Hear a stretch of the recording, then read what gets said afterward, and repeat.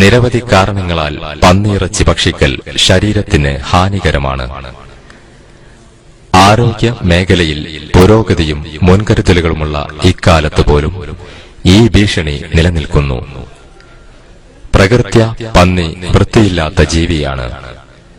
സ്വന്തം കാഷ്ടം വരെ അത് ഭക്ഷിക്കും. ഇക്കാരണത്താൽ തന്നെ മനുഷ്യരെയും മറ്റു മൃഗങ്ങളെയും അപേക്ഷിച്ച് ഉയർന്ന തോതിൽ ആന്റിബോഡികൾ ഇവക്ക് ഉൽപ്പാദിപ്പിക്കേണ്ടതായി വരുന്നു. വളരെ ഉയർന്ന തോതിൽ വളർച്ചാ ഹോർമോണും ഇവ ഉൽപ്പാദിപ്പിക്കുന്നു.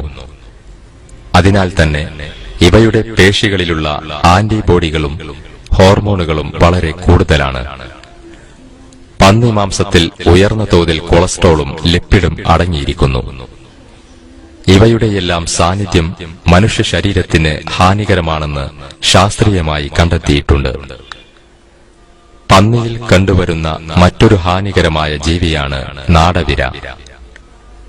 ഇത് മനുഷ്യ ശരീരത്തിൽ പ്രവേശിച്ചാൽ ഹൃദയപേശികളിൽ വസിക്കുകയും ആരോഗ്യത്തിന് ഭീഷണി ഉയർത്തുകയും ചെയ്യുന്നു.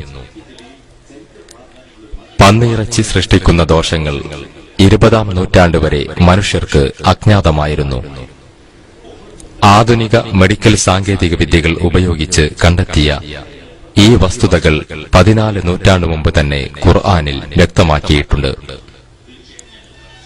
ശവം, രക്തം, പന്നിമാംസം, അല്ലാഹു അല്ലാത്തവരുടെ പേരിൽ അറുക്കപ്പെട്ടത്, ശ്വാസം മുട്ടി ചത്തത്, അടിച്ചു കൊന്നത്, വീണു ചത്തത്, കുത്തേറ്റ് ചത്തത്, വന്യമൃഗം കടിച്ചു തിന്നത് എന്നിവ നിങ്ങൾക്ക് നിഷിദ്ധമാക്കപ്പെട്ടിരിക്കുന്നു.